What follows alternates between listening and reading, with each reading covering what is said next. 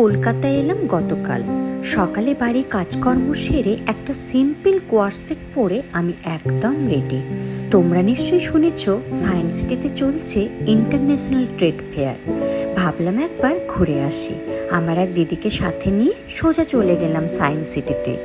দেশ বিদেশের রকমারি সম্ভার, চোখ ফেরানো দায়।